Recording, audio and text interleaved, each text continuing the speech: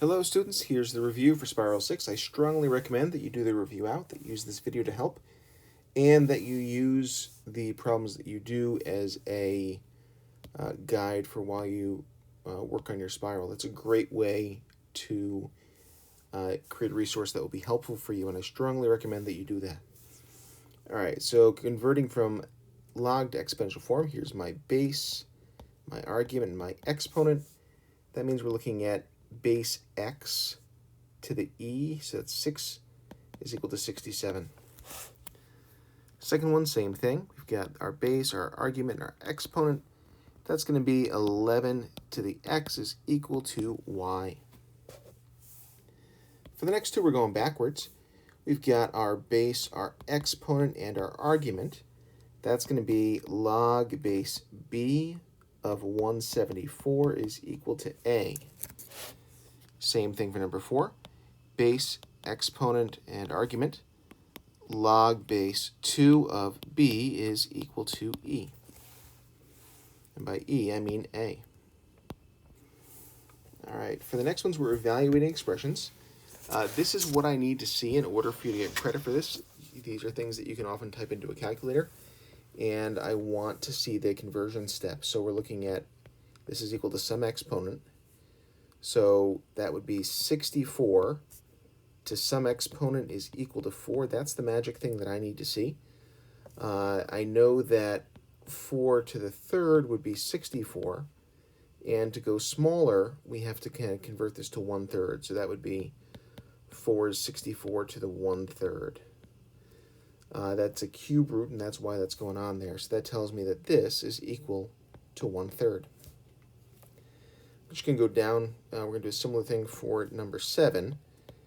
And we're going to write 8 to the e is equal to 2. I know that 2 to the 3 is 8, so 8 to the 1/3 is 2. This is a good example of a really similar thing that we did above. And 1/3 would be our answer there as well.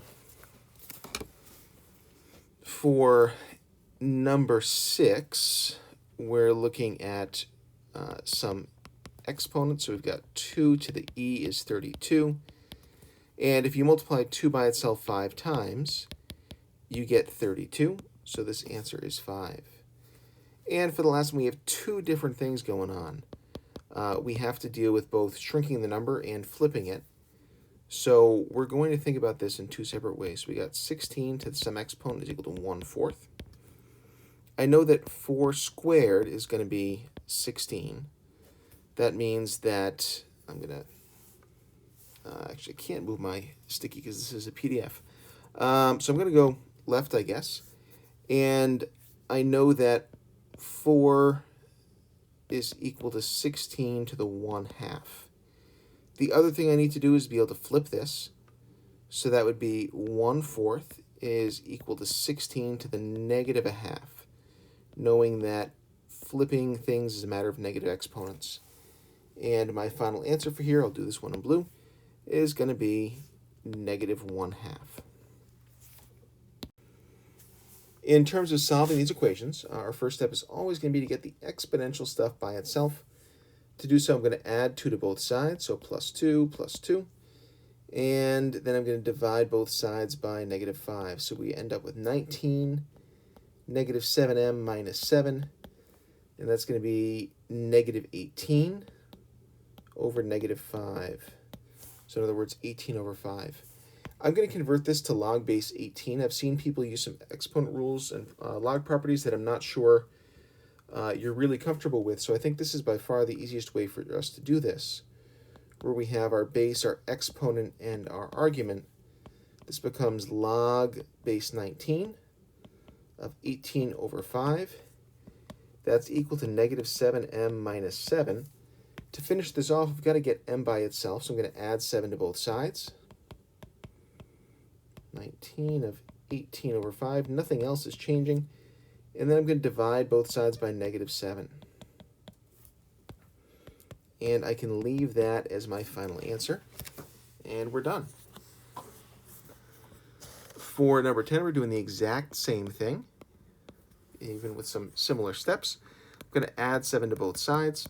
Then divide by 7, we get 85 divide by 7. And that's equal to 12 to the negative 7b minus 2. You can tell this is not a problem that I wrote because I don't like using b's as variables because they look like 6's. All right, so I'm going to convert to log form. Log base 12 of 85 over 7. We leave that alone is equal to negative 7b minus 2. I'm going to add 2 and divide by negative 7. 2 plus log base 12 of 85 over 7. Those are not like terms. I can't combine them. Divide by negative 7, and that's equal to b. That's our final answer. Next up, we got some log properties. We've got to do some condensing and expanding. I'm going to start with my expanding. When we've got division, that means we're going to have subtraction. So I'm going to start by setting that up. Log base 5, log base 5. I only have 2 pieces. I'm going to subtract those. The positive part is going to be my u, so I'm going to put that one here. And then I'd have v to the 5th, but instead of leaving that 5 as an exponent, I'm going to put that down front by using that property of logs. And I almost put a b there. After talking about how they look like 6's, I almost got that one to look like a 5. At this point, we are fully expanded. For our next one, we're multiplying, so we're going to add these pieces. We've got log base 5 of just u, and now I've got a power for my v, so that's going to come down front. And that's going to be log base 5 of v. For number 13, I'm going to rewrite this first, because I don't like having that cube root in there. I'm going to rewrite that as x to the 4th to the 1/3. And what that lets me do is to multiply those powers together to get 4 over 3, because that's 4 over 1 times 1/3. That's going to come down front. 4/3 log base 5 of x. That's the worst 4 I've ever written. That's slightly better. And at this point, we're done. We don't have anything else to expand. For number 14, I've got a 6 as a power. I'm going to rewrite this by distributing that to each part of this fraction. So we got log base 8, x to the 6th over y to the 6th. So now when I set this up as 2 logs, log base 8 of x, that's going to be a 6 out front, minus log base 8 of y, that's a 6 out front as well. We are done. All right, going backwards, we're condensing these. Both parts are positive, so we're going to have a single no fraction here. That's only if we have negatives and positives. And it's going to be log base 7. And on the inside, we're going to have x to the 20th power times y to the 4th power. Please make sure that's times inside, not plus. For the next part, all 3 of these things are positive, so we're not going to have a fraction. Log base 8, no number out in front for a, no number out in front for b, and then that c is going to be c squared because of that 2. For number 17, we are going to have a fraction this time, so I'm going to do log base 8, nice big fraction. Positive thing goes on top, negative thing goes on the bottom. We're going to have x to the 15 on top, and that's going to be negative, so y to the 3 on the bottom. And then for the last one, we're adding, so we're going to combine by multiplying again. Log base 3, and again, we've got both of these as positive. That's going to be x to the 15, y to the 3. Next up, we got some right triangle trigonometry. Our first thing we have to be able to do is to find values of any of our 6 trig functions, sine, cosine, tangent, and then cosecant, secant, and cotangent. Tangent, we know, is going to be the opposite divided by the adjacent. So this problem is going to be 11 divided by 5 times the square root of 3. And that's the end of this problem. Finding the ratio is just, or the value of this trig function is just finding that ratio. We're not doing any angles or sides for this. Sine of theta, there's my hypotenuse, there's my opposite. Opposite over hypotenuse is going to be 12 over 20. All right, cosecant. I know this goes with sine because it's the opposite letter. So I'm going to find sine first. That's going to be opposite hypotenuse So sine of theta is going to be the square root of 17 over 9. That means that cosecant of theta, again, it goes with the wrong letter here, is going to be the reciprocal 9 over the square root of 17. Secant, I know, goes with cosine. That's how I always set these up. So I'm going to find cosine first. There's my hypotenuse, my opposite, and my adjacent.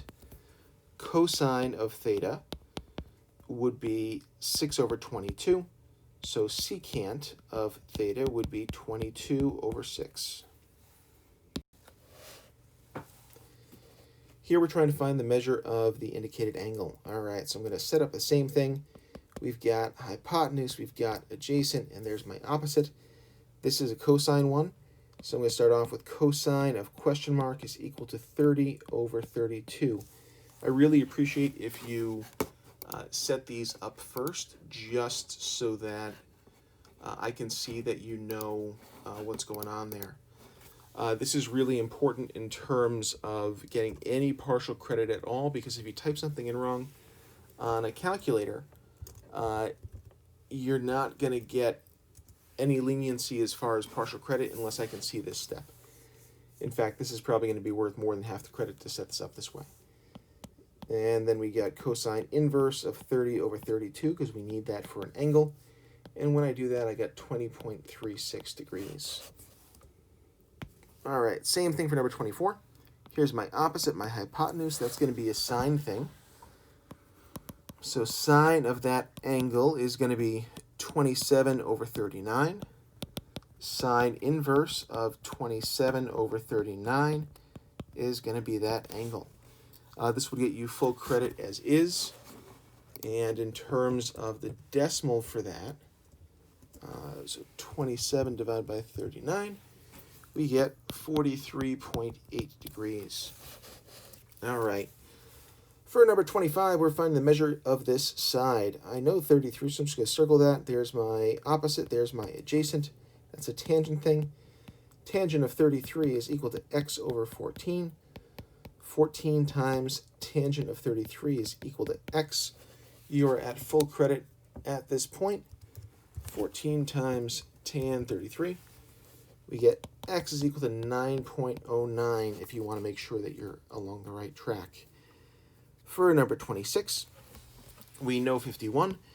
Going across, we've got our opposite. At the bottom is going to be our hypotenuse. That's going to be sine. Sine of 51 is equal to 8 over x. Let's multiply both sides by x.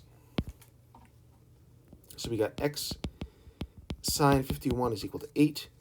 Divide both sides by sine of 51. We get x is equal to 8 over sine of 51. Again, you are good for an answer at this point.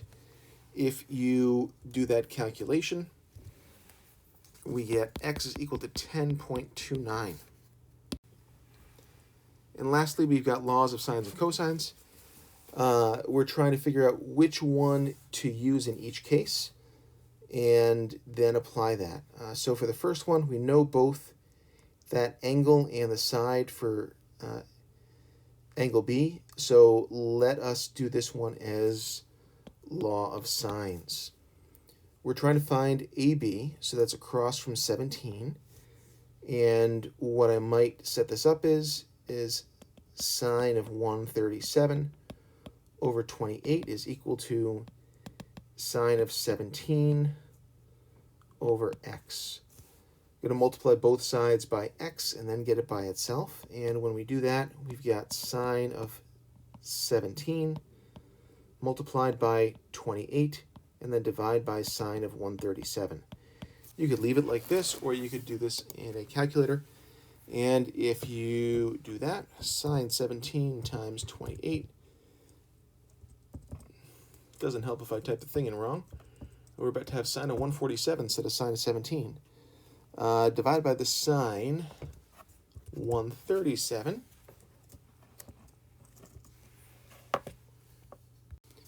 And when we do that, we've got x is basically equal to 12. It's 12.00 and some other decimals. For the next one, once again, I noticed that I have some opposite information. We're trying to find angle C.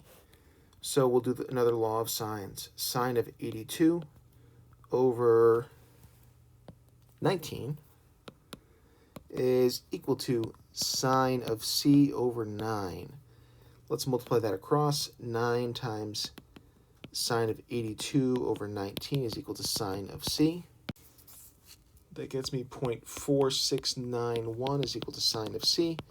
We know to get an angle we have to do sine inverse of that, 0.4691. And when we do that,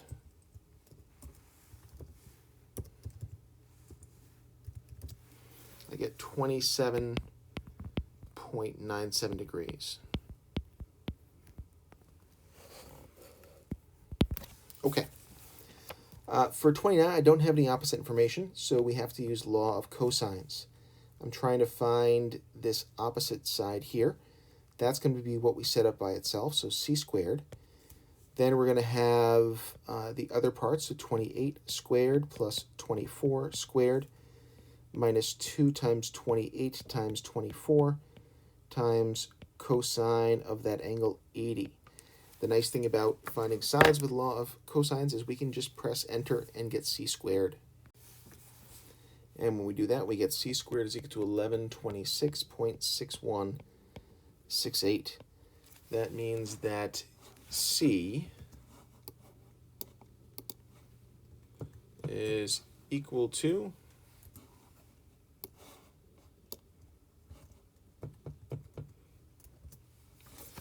33.56.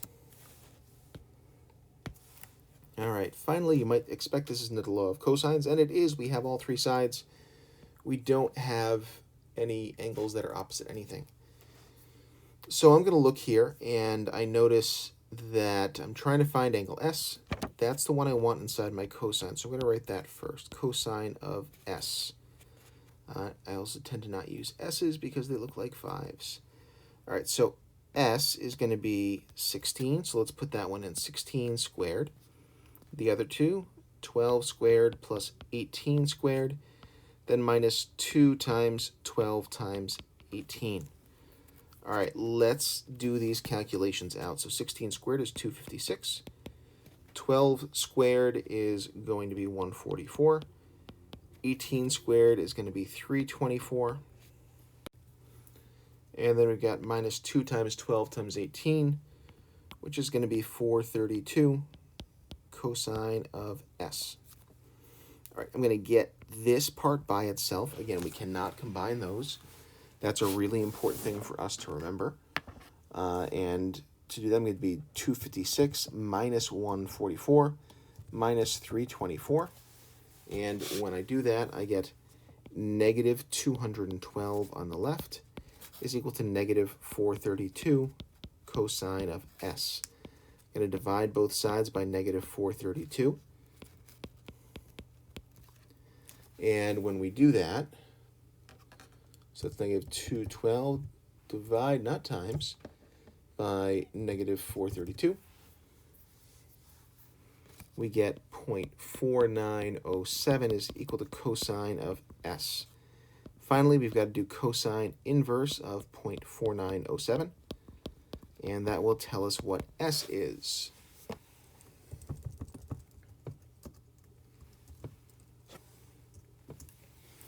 Which gives us 60.61 degrees. At that point, the problem is done.